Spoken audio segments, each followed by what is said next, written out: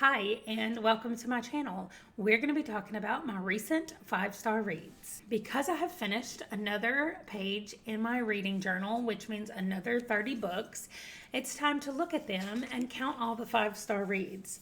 This is the list right here that I'm going off of, and the ones that are highlighted are the 5-star reads. So I'm just going to go down the list. So this is going to be in chronological order that I read them.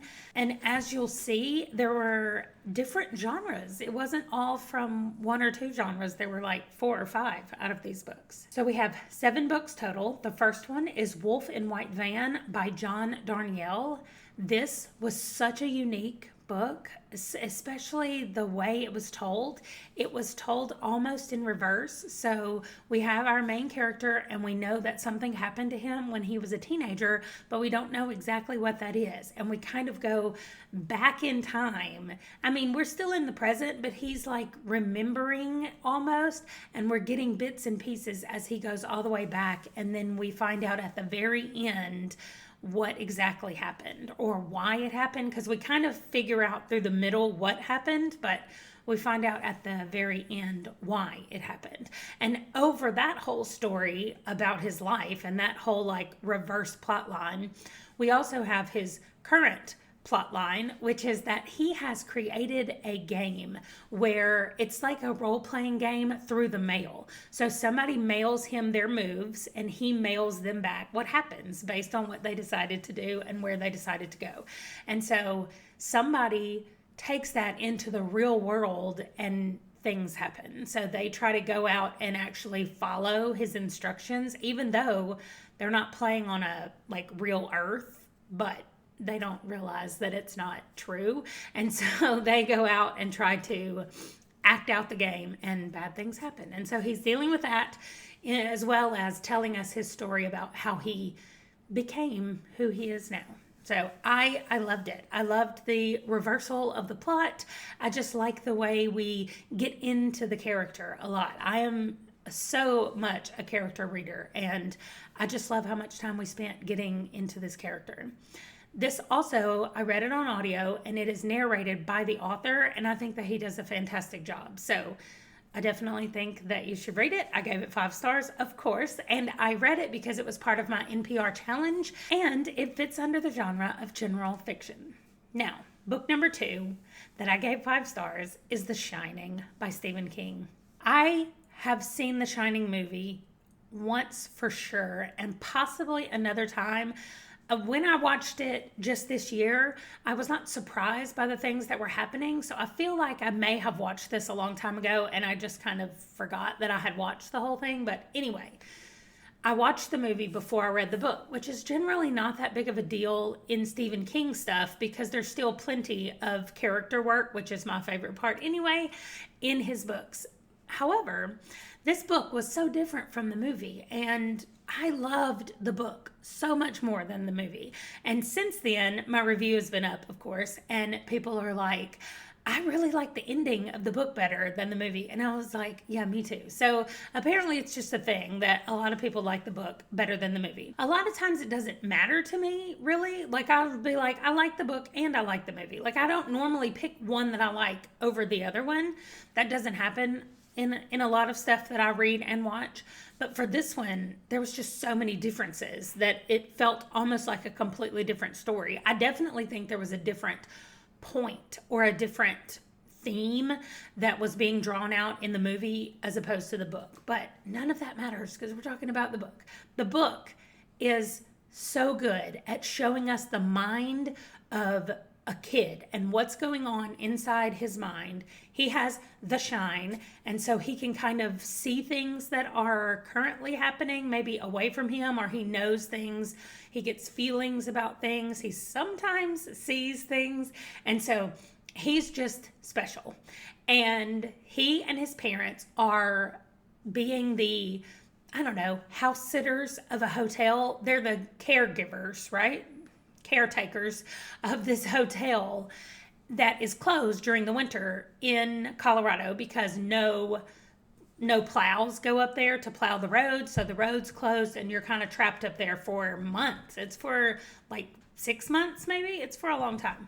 So this boy and his parents are up there, and the hotel itself kind of devours the minds of the people who live there in one way or another. And especially if you're easily connected or easily manipulated or malleable, I don't even know what word to use, but the hotel can get you. And so this book is about the boy and his parents as they deal with their isolation in this hotel on the mountain. And it's great. Okay, book number 3. It's Stephen King again. The Drawing of the Three. I know that a lot of people have read the Dark Tower series. The Gunslinger book is confusing. Everybody's like, I don't understand what's happening. I don't know what's going on. We have these people with no names. Like we have the Gunslinger and we have the Dark Man. And it's so confusing. However, The Drawing of the Three is a very linear story. We start exactly at the place that the gunslinger left off, and we follow Roland as he's going along, sometimes literally walking along a beach. And that's it. That is the story. That sounds boring, and I gave it 5 stars because many things happen. This book starts out with some action. I was like 1 chapter in, and I was like, how is this already happening? How are we like devastated? 1 chapter into this book, and it just kept going from there. And twists and connections. The connections, I'm just blown away by Stephen King's writing when you finish this book at the end and you're like, did he know that? Did he know that all the way back in The Gunslinger, how that was going to tie back in? Or did he remember as he was writing The Drawing of the Three and go, hey, I said this over there, that could fit in here and we could tie that together. Like, I just want to know that process. And he's been interviewed a million times. Maybe somebody's asked him. So I should probably just go watch some interviews. But I loved this book. Like I said, it's about Roland going to the Dark Tower. There's not anything else that I can say that's not going to give away spoilers or not going to ruin stuff for people that are reading it, and I really want everybody to read it. If you're a fantasy fan and you can handle some gore, like just squint at the page a little bit and flip through there. Like, I feel like you can handle it, maybe. And if you can, though, read this book. Read it. So good. My next 5-star read is switching gears a little to mystery. It is the first in the In-Depth series by J.D. Robb. Now, I promise not to have all of these in-depth books on here because I'm reading like 60 of them over the next year, and I don't know that you want them to be in every 5-star review. And really, most of the books so far have been in the 4 to 4.5 star range.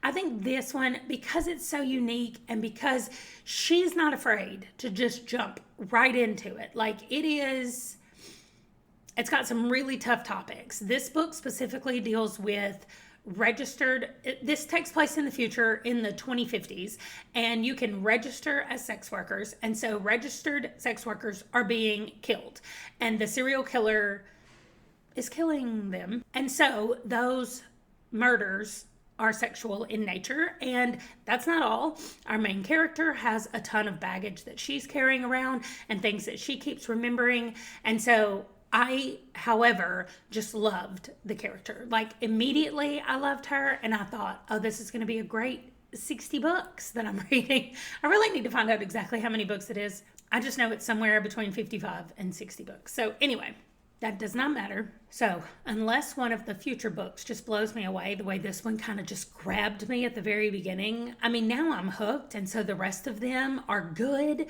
but until one of them like blows me away or something crazy happens, I'm not going to give it a 5. However, so far, I think I'm 5 books in so far, and the series is fantastic. Okay, the next 5-star read is A Clockwork Angel by Cassandra Clare.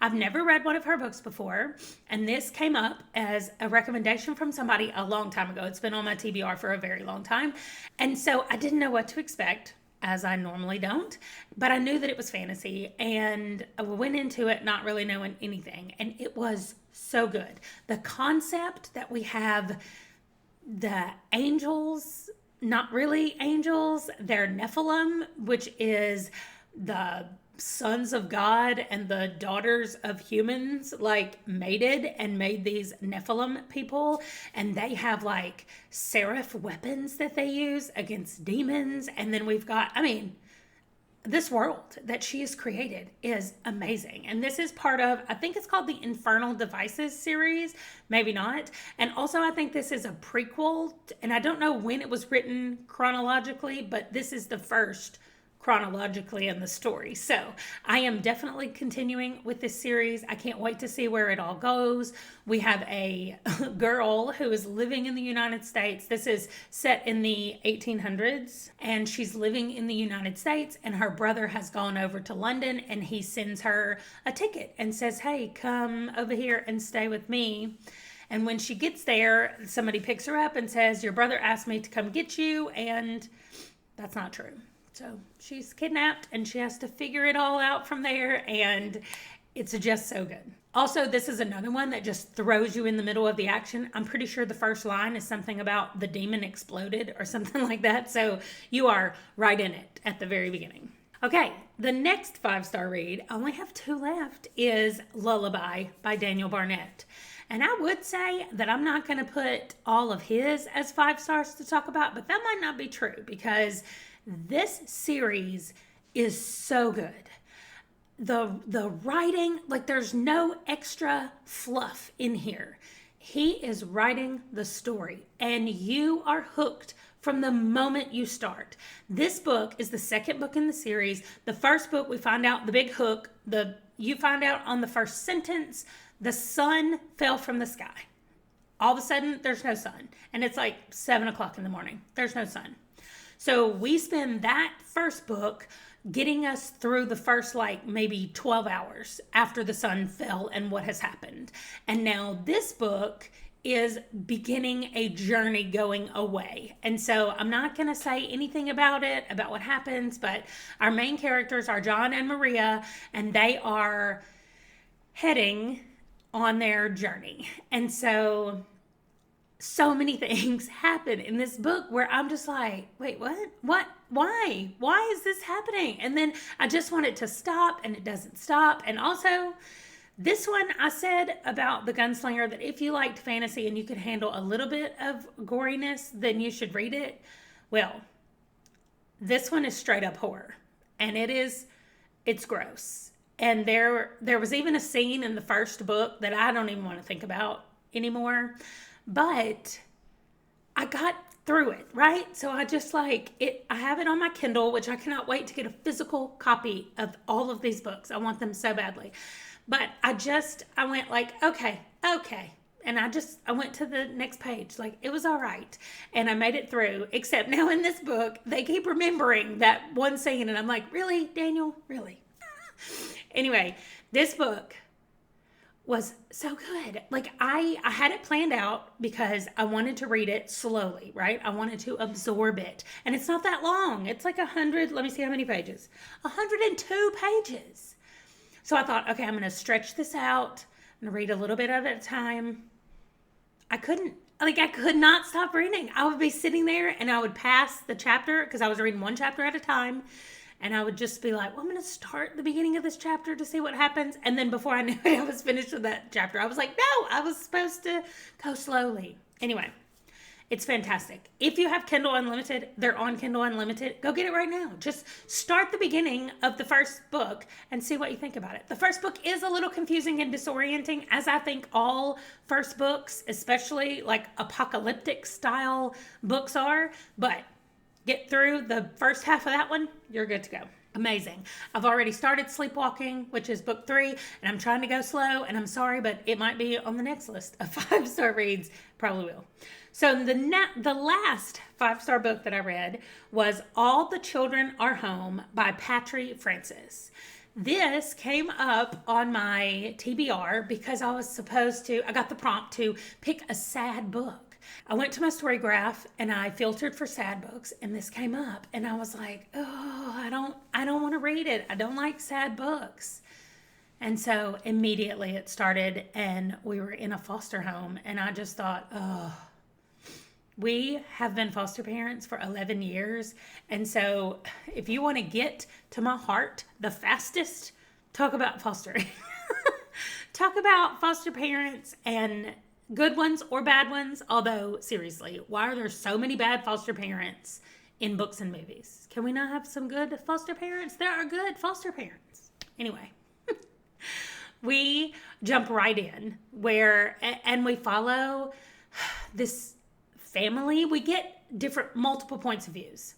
And so we have one woman who is the mom, the foster mom, and she is dealing with so many internal things and traumatic things that happen to her that she can't even leave her house. And so then we have a couple of the children who already live in her house, but they're not hers. She's still fostering them, even though it's been years. And then we get a new little girl who is coming into her house. I think she's 6 years old, maybe 7 at the beginning.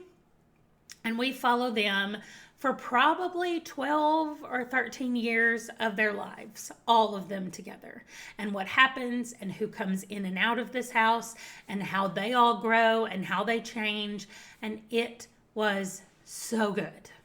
I don't even know where it came from. I don't know where I got their recommendation. Honestly, somebody probably said foster care and I immediately put it on my list. So yes, it was sad, but I think it was more emotional than it was sad. Like, I was still left at the end feeling hopeful for the future and not feeling sad and depressed. So I loved it. It was fantastic. Let me know if you've read any of these that I gave 5 stars, and let me know what the last 5-star book was that you read. I would like to add it to my list, especially if somebody gave it 5 stars. That means they really liked it. And as you can tell from this list, where we had fiction and horror and fantasy and mystery and more fiction and horror and fantasy, I will read all kinds of genres. So recommend anything that you want below that you thought was 5 stars. Any of these that you've read, let's talk about those below. And I will see you in my next video. Bye.